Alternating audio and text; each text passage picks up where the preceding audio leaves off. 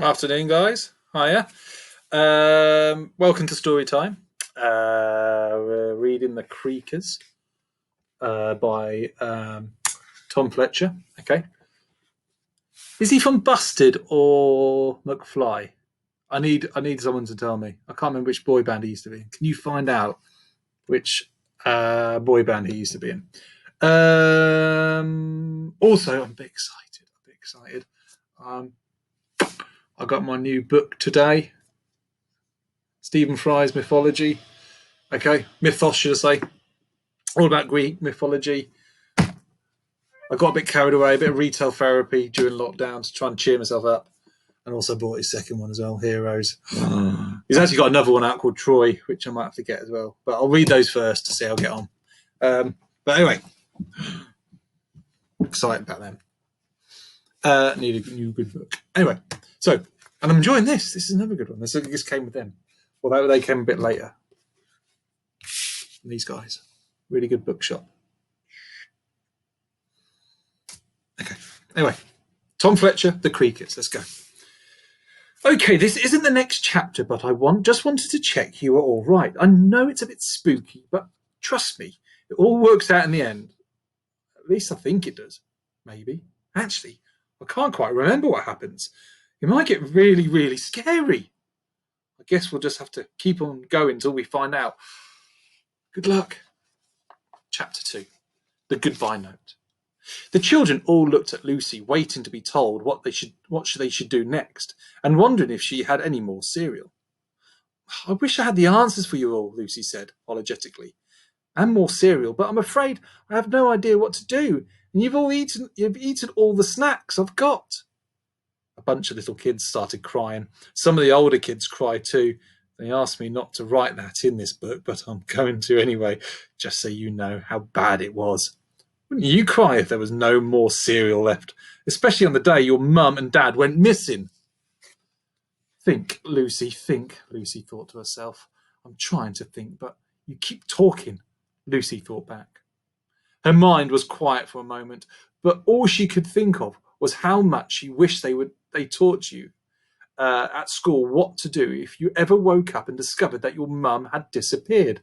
That would be far more useful than the 6 times table. I'll write it in.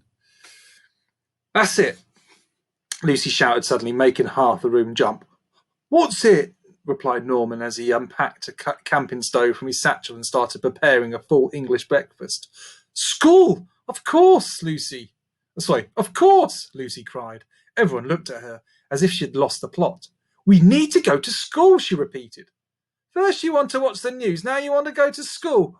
What kind of kid are you? Ella asked, snipping on her heart-shaped glasses, even though they were inside, like some sort of Whiffington celebrity.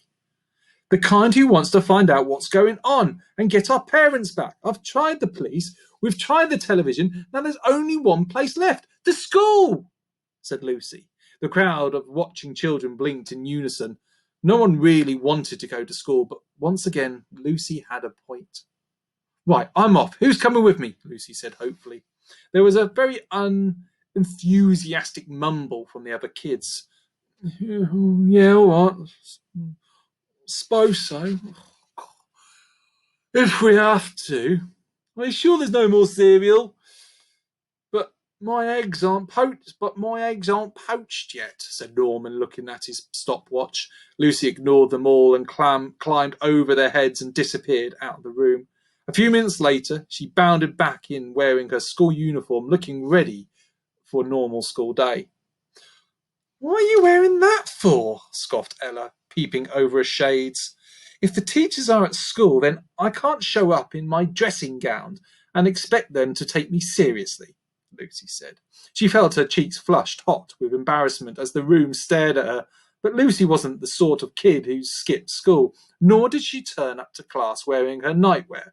She liked lessons and learning. A kid who wants to be smart is already a smart kid, Lucy said. My dad told me that once. With that, Lucy picked up her school bag, flung it over her shoulder, and bounded out the front door, pretending not to give a hoot about the other children. She began marching up the street towards Whiffington School along the road that was usually full of cars. As it was now empty, she decided she'd walk down the middle of the road. It was an eerie sensation. She walked past Old Man Carberry's butcher shop, closed.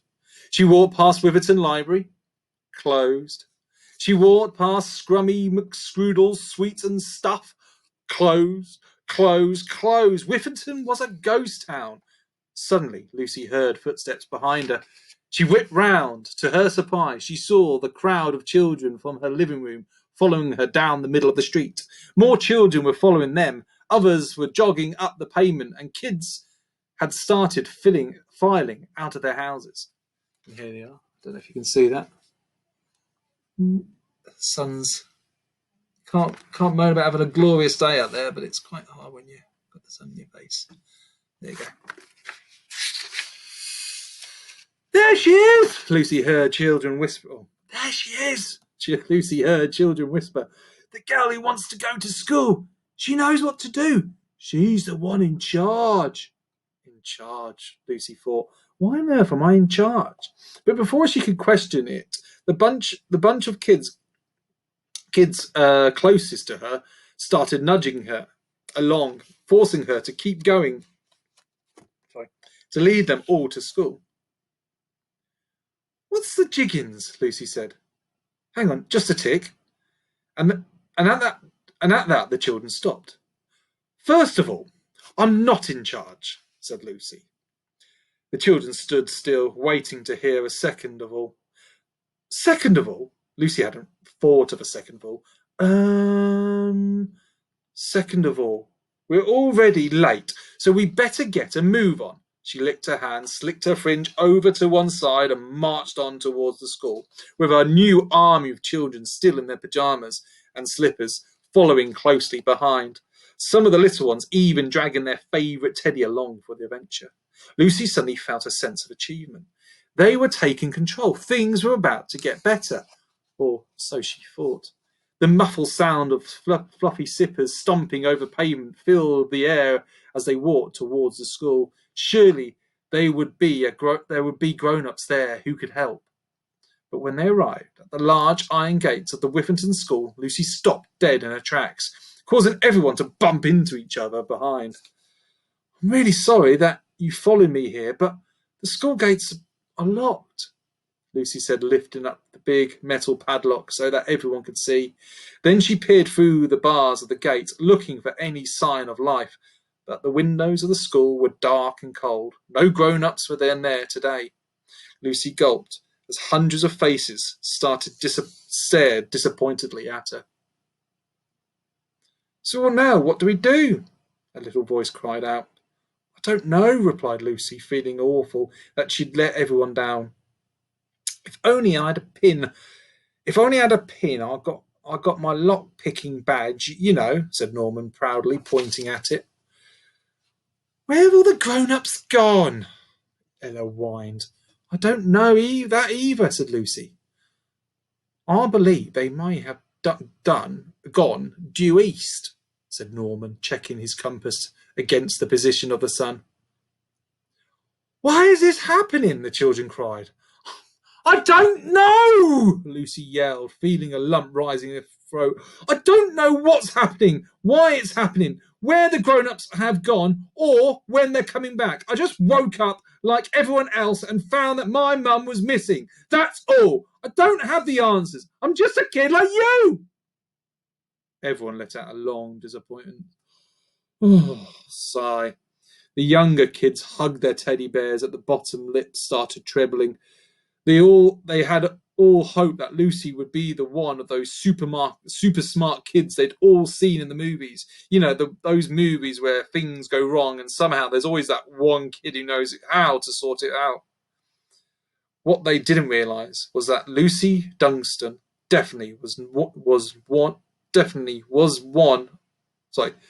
What they didn't realise was that Lucy Dunstan definitely was one of those kids. She just didn't know it yet. You might as well go home and wait there. It's probably the safest thing to do, Lucy said. Slowly the children started to leave. They hung their heads and dragged their feet in the dirt as well as they wandered back through the empty streets of the houses. Lucy rested her head on one of the cold gates. No, Mum, no police, no teachers, no cereal. This is bad, she thought. She was just about to start trudging home herself when a gust of wind blew past her face, causing her to turn away. It whooshed over the playground and towards the front door of the school. Sometimes the wind gusts just in the right place, at just the right time, blowing you in the right direction. That's when Lucy saw it, flapping in the breeze like a hand waving at her. It was a piece of paper pinned to the front door of the school. Her heart stopped. "Wait!" she cried, and all the children stopped to their tracks and turned back. "Look!" she added, pointing at the piece of paper on the door. Without thinking, Lucy started climbing one of the large iron gates. Just as her finger gripped the top, her foot slipped through the gap between the metal bars. She managed to cling on tight with her hands, but her feet dangled uselessly beneath her, swinging this way and that, unable to find a foothold. Everyone gasped. Then all of a sudden, Norman did the strangest thing. He ran over to Lucy and crouched down underneath her on all fours like some kind of dog. "What are you doing?" Lucy strained as she gripped the top of the gate. Someone needs to get on my back," Norman said, so quietly that hardly anyone heard him. Someone get on his back!" Ella blasted. The kids suddenly realized what Norman was trying to do, make a human pyramid. Quickly, 2 older girls from the hockey team crouched on the floor next to him, and a couple more kids climbed on their backs. Finally, the tips of Lucy's toes brushed against someone's bottom, and she could step on them, completing the pyramid. "Oh, thanks," Lucy said, as she swung her legs over the gates with ease, dropping down into the empty playground, and ran towards a small piece of paper that was pinned onto the door. She reached up, plucked out the pin, and took the paper down. Her hands shook with nerves as she flipped it over to inspect it. Do you want to see the pyramid? The children pyramid? Ooh, I can't discern. That was probably better there, can't you? Can you see it? There you go. Don't know if that's any good. It was a letter, and judging by the writing, one of the on the front, it was meant for them. As she looked more closely at the dirty brown writing, she began to worry about what this letter might say. Something about the world on the front. Something about the word on the front suddenly seemed frightening. Children. Children? Is that how you spell children? His parents can't be. I'm not very good at spelling, are they? Perhaps it was the way it glistened in the sunlight. Not in a nice way, but in a horrid, sticky sort of way. "Pass me the pin," Norman said, stretching his open hand through the gate. Lucy handed it to him, and he set to work picking the lock. After a few seconds of fiddly fingerwork, Norman had the school gate open so that Lucy could rejoin the rest of the children. "Told you," he said to Ella, with a revealing grin, as he proudly rubbed his lock-picking badge. "Read it then, Lucy," cried Ella. With a trembling hand, Lucy straightened the paper and took a deep breath. "What's it say?"